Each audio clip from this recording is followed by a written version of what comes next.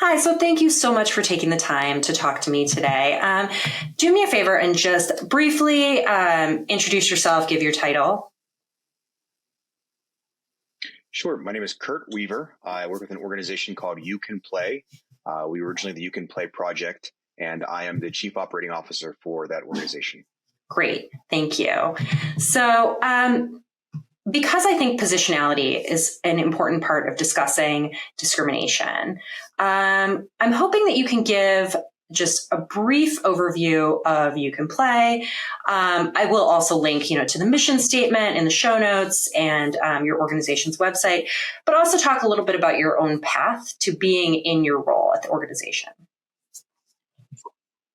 Sure. So You Can Play is actually we're turning 12 years old this coming year. So we've been doing this work a good long time, and it got started out of the idea really around hockey as the first step. But if you can imagine back in 2012 when we got kicked off, things were not the most welcoming, inclusive place for hockey locker rooms. And so out of those conversations arose the need for an organization like this to start to address sports directly head on. And frankly, to address them from sporting people, not just from the outside advocacy groups who are saying it needs to be better. It needed to be an internal conversation that we had. So athletes speaking to athletes, allies and advocates speaking up, and then also really trying to then find those places and voices for any athlete who would like to participate, fan, participant, coach, referee, any way they want. And so it grew immediately out of the gate, outside of hockey into many other sports, pro levels down to the collegiate and youth organizations as well.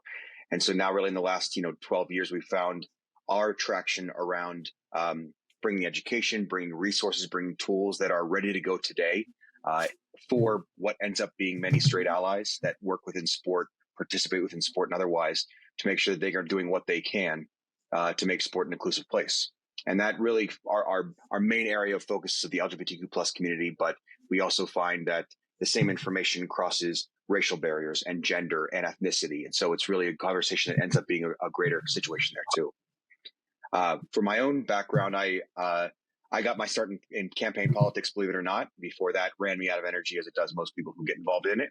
But it certainly gave me a basis and appreciation for change, and for I still refer back to Ralph Nader's old book, like A Citizen's Guide to Lobbying is still where one person's voice can start a movement and can make a massive difference when you really drill in on something. So it's still that passion project that I have for me, which is I want to make change, I want to get involved, and I want to make something better and improve it.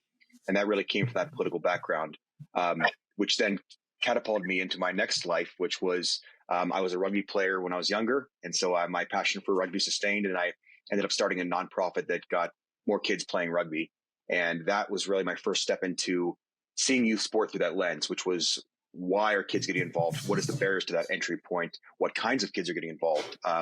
And where certain sports are played, what those sports are thriving within, what communities they're not. So that was the first step within that process. And then USA Rugby brought me on to do that nationwide and expand that process. And that's where I was with USA Rugby for 10 years. And that was doing specifically game development growth and trying to then get into whether it be growing the game in the communities we were in or getting into new communities. And so that's I ended my career as COO of USA Rugby, and then made my transition over to You Can Play, to where I can continue that work only now across all different sports. And so my time at USA Rugby really included all kinds of policymaking and procedures, and trans athlete policies was one of those things that we dug into. And of course, as you can imagine, USA led the way comparatively to then the international rugby groups that made rulemaking around World Cups and things like that. USA's process led the way. Still not where it needs to be, I think, sometimes, but they're at least ahead of that curve. And then again, that's where then now transitioning into You Can Play, where we do policy support for lots of different organizations on trans athlete, non-binary athlete policies, but then also all kinds of different policies and procedures and operations and pride nights and education and interactions and outreach. So I'm hoping you can talk a little bit more. You've already alluded to it, but why it's critical to have advocacy for the LGBTQ plus community in the specific space of sport, right? Why can you not just leave it to larger advocacy organizations to address the issues of safety and inclusion in sports, along with, safety and inclusion in other spaces? Yeah, I wish that was the case, right? So we do have some big siblings in GLSEN, GLAD, Trevor Project, and some of those organizations that are massive. And and they have big projects in front of them. Schools and communities and everyday life are massive. And so being able to then laser focus into sport does give us a little bit more of a unique perspective. Like I said, we do tend to then work more with the straight ally community and trying to get them to understand and engage than we do with maybe the LGBTQ athlete space. And so it's a little bit different of where we spend our time and our effort. And it gives us, I think, again, a unique perspective to gain athlete voices and coach and referee voices and administrator voices to help us in the process. Because truly who is in sport right now is a bunch of frankly straight people. And hopefully we're going to make them into straight allies and advocates. And that's the goal. So I think we found our space in that way to really engage what is an existing sport community and move them slowly across that spectrum to support. And away from what could be traditionally seen as sport is not a place for the LGBTQ plus community. So if you look at the stats, about 24% of LGBTQ youth participate in sports versus about 68% of straight youth. And so that's a number that I see as, of course, a problem, but also an opportunity for those sports. You're looking for more kids. You're looking for more access. You're looking for more engagement. And frankly, pro sports teams are looking for more ticket buyers and more people to then show up and eyes on broadcast. So it's a ready-made community if you're going to engage them in a real way and bring the value of sport to that community. And I think to your point of why specifically do we need to go after this within sport, and maybe specifically welcome the LGBTQ plus community into sport, to have a history of not being welcome at a table, it takes somebody saying, "Hey, come sit with me," in order to then be welcome to the table. We don't just assume that now it's a different time, I'm just going to plop down there. And I think that's a natural process to go through. And I actually just was with one of the Major League Soccer teams today doing a training, and the same question was asked, which is, "Hey, why do we especially need to go out? Why wouldn't they feel welcome like everybody would?"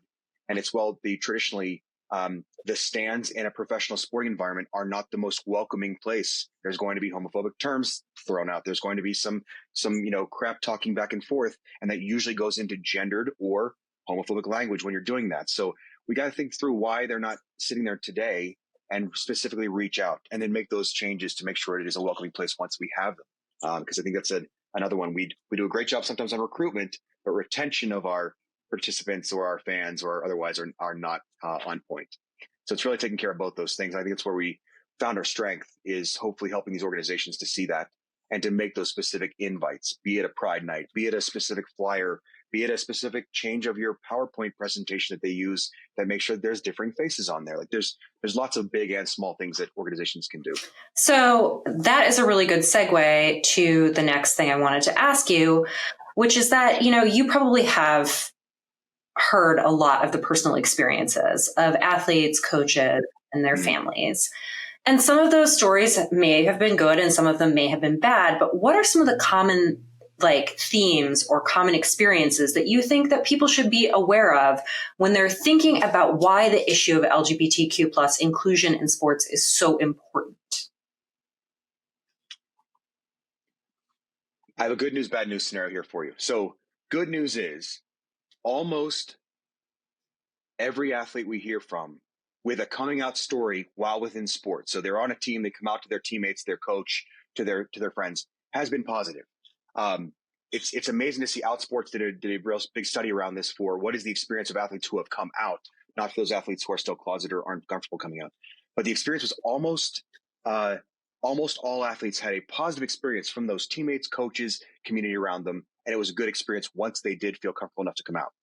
The problem, of course, being that that's a fraction of the individuals who are out there who are playing sport, who are part of the community, because before you come out, the group chat is still going on your team that you're a part of, where there's going to be some jokes made, there's going to be comments made, there's going to be terms used. There's still going to be the coach who's going to be motivating us through using some terms like, pansy, sissy, fairy, and things like that we are still used consistently within sport. And again, is sport homophobic? Absolutely not. But for some reason, when you're talking trash back and forth, it ends up in this space a lot of times because it's the way that we learn from our coaches and from our parents and so on and so forth. So it's a cycle that we have to break. And I think that's where, from the athletes that are not yet out, it's a anxiety to think, how will I be treated? Because all the evidence right now points to group chat, coaches' comments, all the things that I see happening, the terms I hear on the bus when we're on a away trip, add up to, I'm not going to be welcomed here. Equally, though, it's great to hear that when they are coming out, they're being welcomed open arms, love and acceptance. But again, that's I don't ever begrudge anybody say, listen, I just don't feel comfortable because of this evidence I've seen.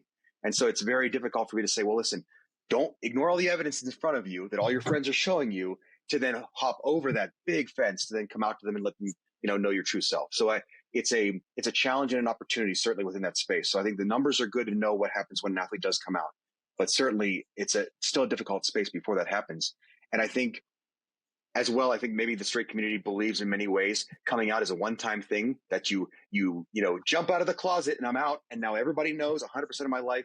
And certainly we all know it's not that. It's a varied journey for many individuals to where it's a quiet conversation with one individual. Then it's my team, but not my coach.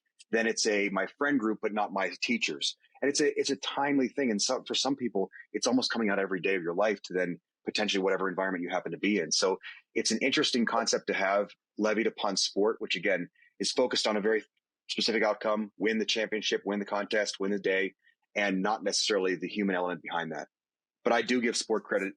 More and more coaches are thinking, what was your journey here? I want to know your background. What was your challenge?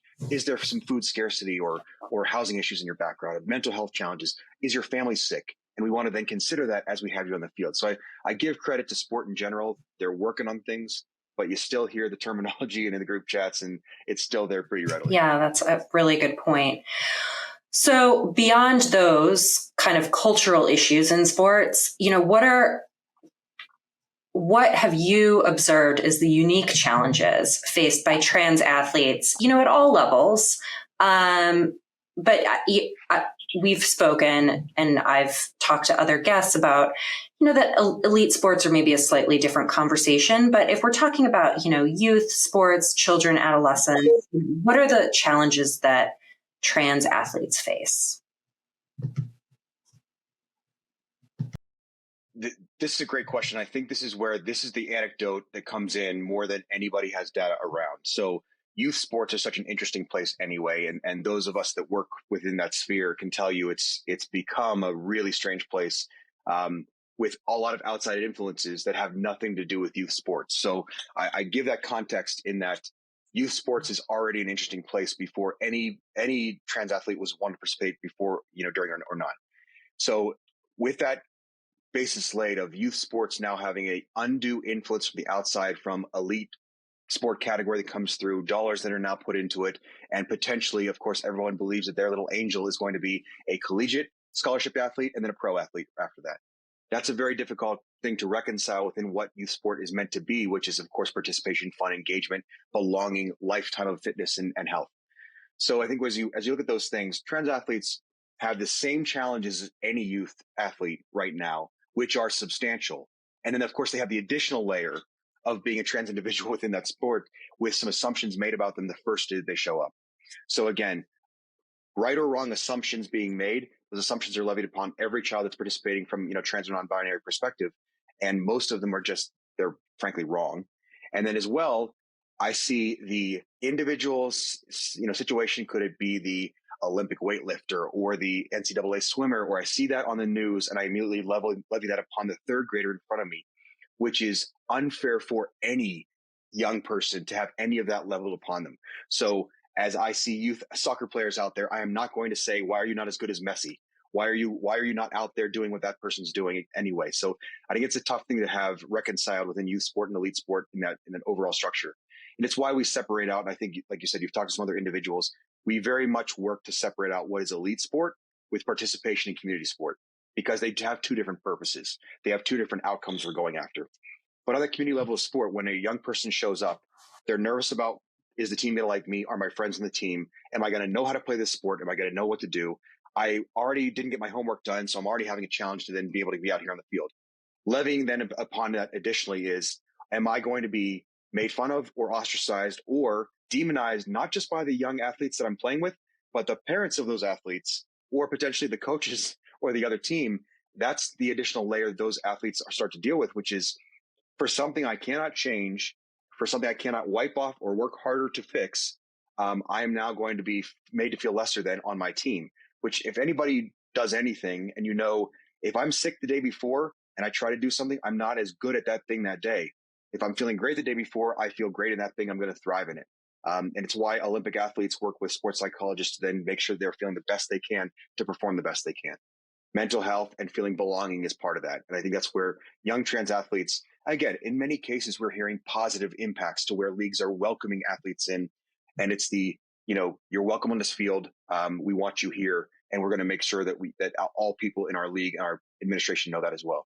So those are great things to be able to hear. But again, for that many that we're hearing anecdotally on that side, there's an equal, if not more, amount of individuals that are saying, it's maybe an errant parent comment that happens. So maybe the team welcomed that athlete to the soccer team or to the basketball team, and they're welcome and they're participating and playing. And all of a sudden, then it all goes south once a parent on the sideline makes some comment. And I think that's where we find that those athletes, again, it's hard enough to show up, do an activity, thrive in that activity and get good at it, make friends and find belonging, and then be made to feel lesser than because of who you are. And that's going to go across a bunch of different demographics, but specifically right now, of course, because of our political nature, trans individuals, non-binary individuals are feeling the weight of that unduly. Yeah, so I want to follow that with something that you and I had talked about previously, which is the politicization of the issue of trans athlete inclusion, specifically in youth athletics, that has resulted in a wave of what I see as radically anti-trans state legislation being proposed and enacted.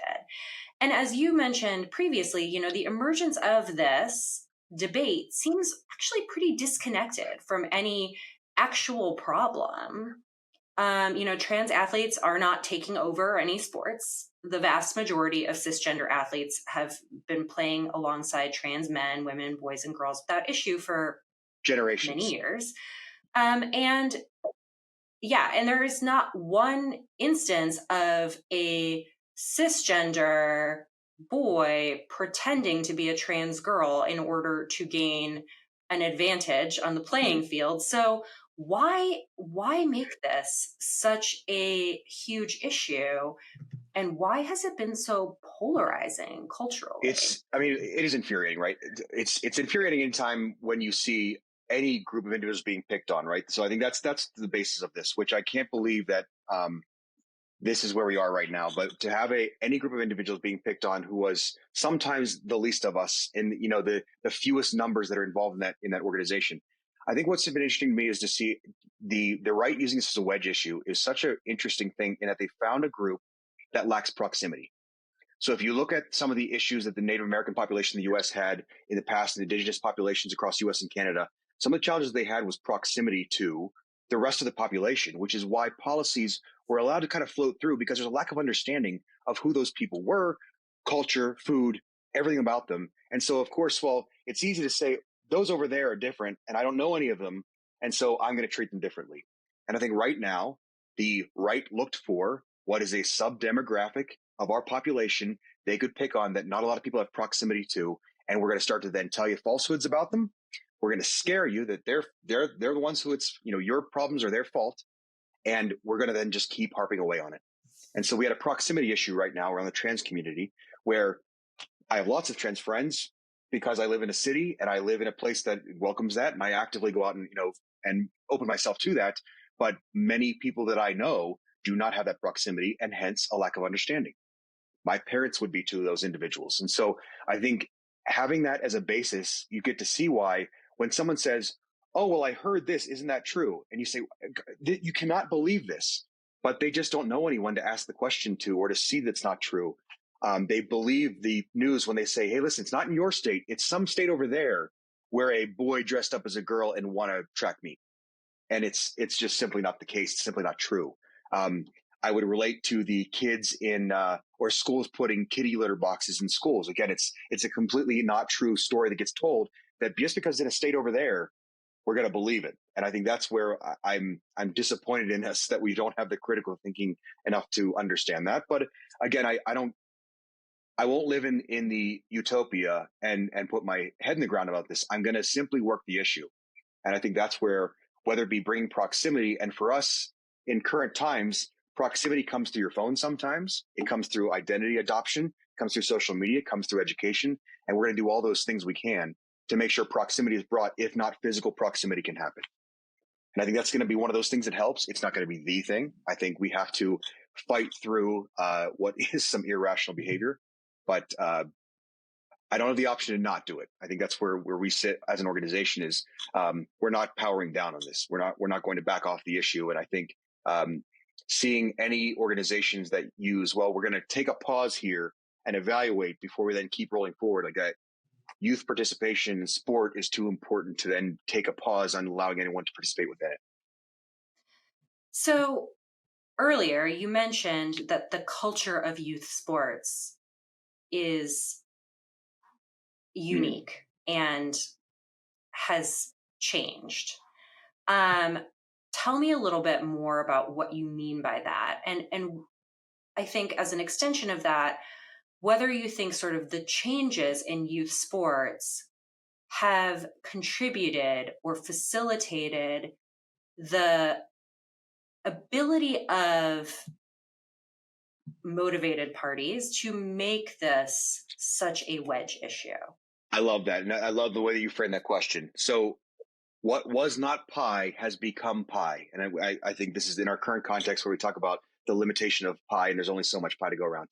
What was not limited was youth sport participation. It was there for anyone who wants to show up.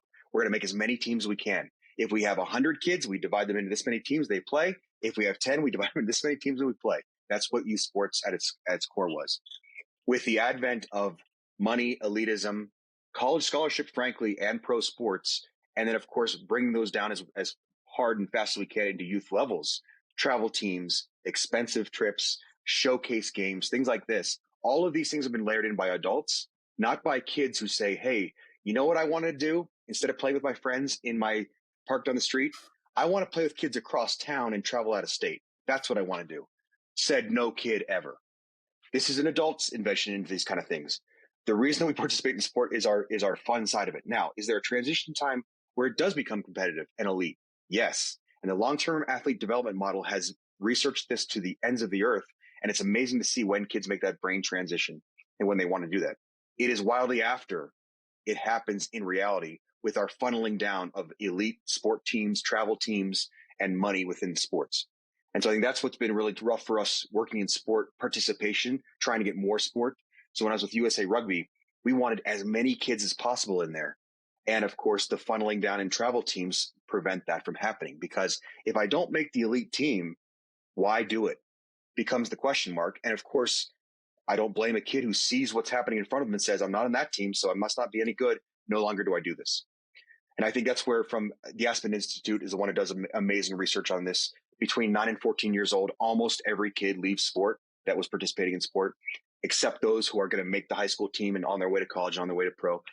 There's very little recreational sport after the age of 14. There's very little sport that encourages mass participation and not elite performance. And I think that's where we're really doing a disservice to our society overall. I mean, we see it in health outcomes and issues that we're having. We see it in the lack of engagement within sport past that 14-year-old age group. And so I think it's a challenge that we have to fight against right now.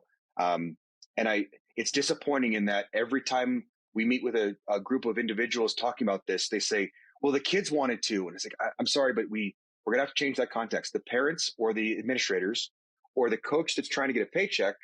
And like I said, I understand what it is. They're building a structure and a business around youth sports to make it what they want it to be, not necessarily what we want for the kids' outcomes. So listen, that's capitalism. It's the nature of a lot of things that go that way. I don't mean to sit here and scream at the wind, but I think this is where when we look at youth sports and what it was meant to be and still is hopefully meant to be, it's moving further from that every day, which is why I also understand a parent when they say a trans athlete woman who's running against my daughter in track or swimming or whatever else it might be is taking a spot of a college scholarship. I understand that thought process because they've been trained since they got involved in swimming that first day in first grade, that's the path and that's it.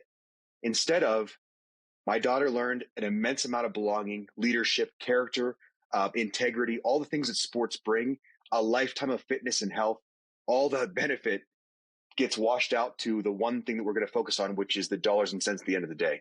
And when in reality, there are not scholarships being stolen by trans women. That's simply not the reality of what it is. There are not individuals putting on a wig and running in women's competitions or participating in women's competitions. That is not happening. But if you watch the evening news on certain networks, you will absolutely believe that is what's happening. I'll give you an instance. New Brunswick, I had a call with the press and then also with the government there, and then also the High School Athletic Association. The head of the government started to institute this law to say we would like to ban trans women from participating in sport. And then the press immediately, of course, calls the head of the High School Athletic Association there and says, "Oh, what are all the challenges you're having?" And the person says, "We've gotten 0 challenges, 0 complaints, 0 issues. I didn't realize this was a problem. What's happening here?"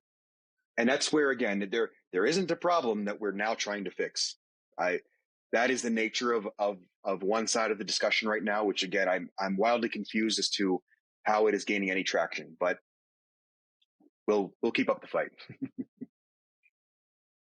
As an extension of that, a huge part of what you do is recruit partners and mobilize communities to address these issues, right? To address discriminatory legislation and school policies and individual actions being taken to create barriers to LGBTQ plus participation in sports. Has it been more challenging to get broad-based support for the issue of trans inclusion? Yes, and I think that's a heartbreaking thing to see. I think we are fighting through currently internally the LGBTQ plus all big tent that we live in are not all coming out to fervently back what is young trans athletes, especially. And I think that's where we're finding that many are raising the hand, and I think more every day. But I think it's a challenge to say that everyone is in lockstep with how this should go. And I think this comes from a couple of different places. There are absolutely limits that should be put into place around who participates in sport, in what category, in what way. There has to be. There's eligibility rules for every sport. I should not be playing second grade girls soccer right now. There has to be some rules in place, right? So I think there's a structure that has to be put into place, elite levels and younger levels. But certainly that structure is up for discussion as to who participates. And it does get reviewed every year in every sport, in every competition there is it fit for purpose or not?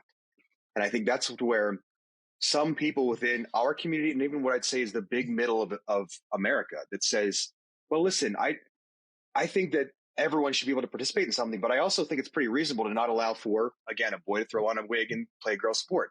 And that's a very reasonable position for someone to have, which is, I don't believe that sounds fair. Absolutely. So let's cede some of the crazy instance that's given by the right in this kind of discussion to say, yes, there absolutely should be some limits put into place. But then let's all get on the same page of, can we make sure that there's going to be safe and welcoming spaces for kids who are able to participate in sport? Can we also agree on that? And so if I can give you this, can you give me this part of it? We have to go more down that road, which will then hopefully bring more people to the fight. Because I think right now there's a lot of people on the sideline waiting to see what happens before they will weigh into this kind of issue readily. And I'd give the example of the political weight, buying power, and voice of the LGBTQ plus community in general. If put in full unison support of these issues, I have a hard time seeing the other side mobilizing anywhere near that same level. And so I think that's where I think we can do a better job of that. And I think it's up to us to educate our own internal organizations and individuals and volunteers and stakeholders and groups, as well as then what we do work most of our time on, which is that I call that big middle of straight participants in sport, to say, listen, you're being fed some information that's inaccurate. Here's real information. Here's a real idea. And then, of course, proximity. Understanding who someone is goes a long way to wanting them to be part of what you're doing. And so that's, again, one of those things we have to do. So I think there's not an agreement. Unfortunately, agreement as to who should be allowed on an Olympic podium or not falls down into, well, now we don't know if we agree on any part of it. And that is a lazy position to take. I don't know if someone should be allowed to participate in the Olympics at this level, to do this and that, if they had this testosterone level, is then allowed to say, well, that means I don't have to get involved in the High School Athletic Association challenges that are happening down the street from me. That's an irrational position to take. Kids are being harmed. Some decisions have to be made. Absolutely. Two very different things, and we have to treat them that way. And I think that's where I'm a little let down sometimes when I see the lack of advocacy here, where it's, listen, this is not the same discussion to have. We have to draw the line to say, kids participate, we want all here. Let's still talk about that. Let's go through the data. Let's find out what's going to be data-based. Let's find out what the information is telling us, and let's see how some policies administrate themselves.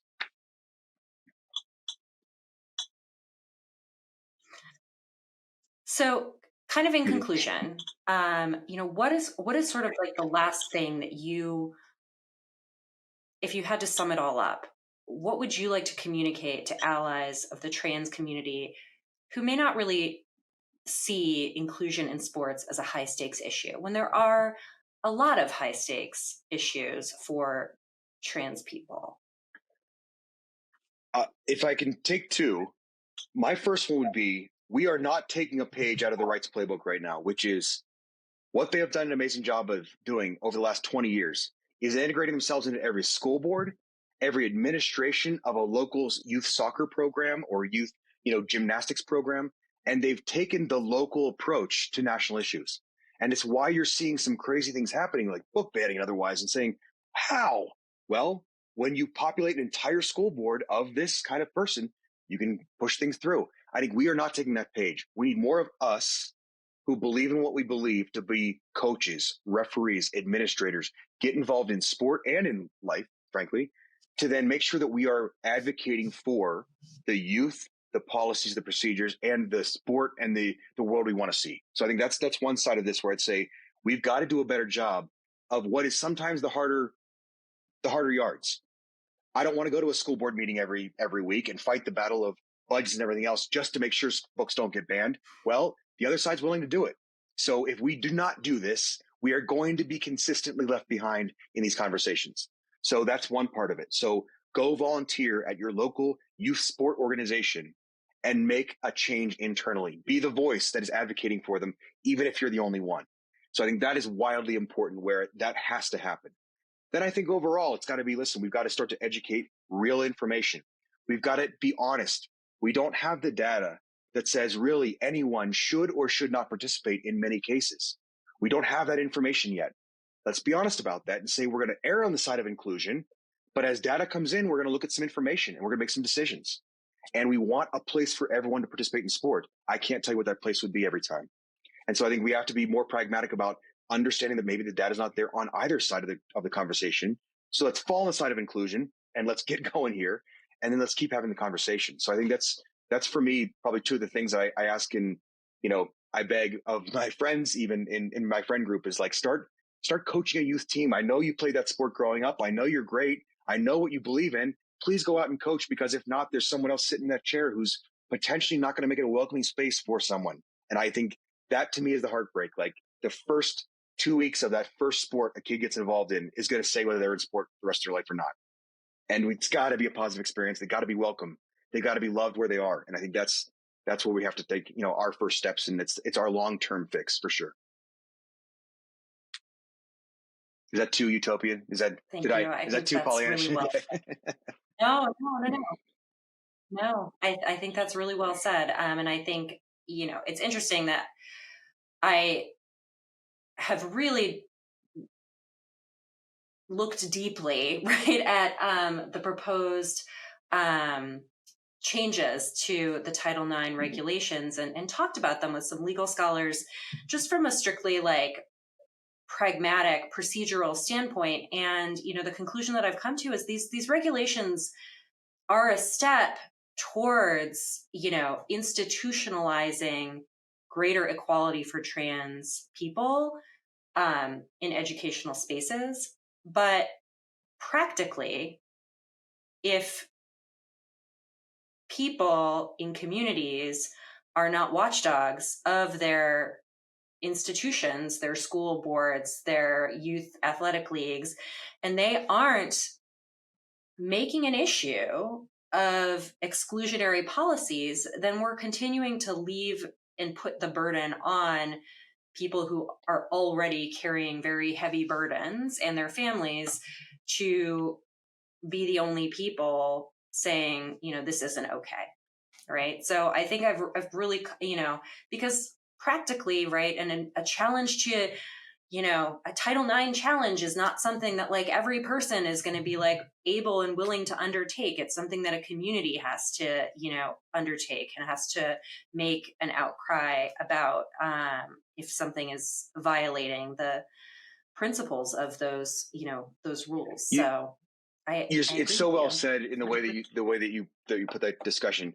The the issue cannot be left up to why are we having a third grade young transitioning individual have to fight a battle like this? Like, are we really asking that individual or just their parents to individually have to fight every individual battle we have here? Or can we then all come together and use our substantial voices to then more support what this is meant to be?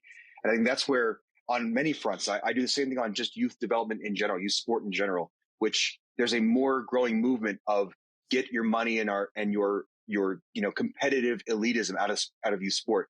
But again, it's not going to be a quick and easy change. So it is always frustrating to see to where you see an individual athlete having to fight this battle. And really, sometimes it seems like they're on an island alone when that should be, again, I, I was always taught, and it's like, take care of those around you and take care of those who might be, the few of us in a group. Look at the world through their perspective because no one else is going to be, advocating for them. So I think it's such an interesting thing to where youth, especially youth athletes of all different kinds, and I think this is the LGBTQ plus community specifically, and then trans and non-binary athletes additionally specifically, we have to put a unique focus for a little while on making sure inclusion is there and making sure that the teams, leagues, policy making and is there at that level. And then, like I said, as we go up through the NCAA Olympics, their decentralized rulemaking process will allow us to know a little bit more. Some of those policies for each of the sports are going to be good. Some are going to be not good. We're going to get a lot more data, though, as to what's good and bad, what's working, what's not working, and hopefully be able to speak more eloquently about these things. But I think, again, it's Title IX and having to have somebody challenge something on Title IX is an immense undertaking. Now, Title IX also hovers above us as a warning sign to say, well, we might as well do this so we don't have to worry about a Title IX challenge. There's good to that. We want that to happen. But to wait for a Title IX fold in of additional language before we make action locally here for my thing is just, again, it's like, come on, people, we can do better than this. We can lead the way and Title IX can follow us for once. Well, that I think is a great place to end. I'm going to go ahead and stop the recording.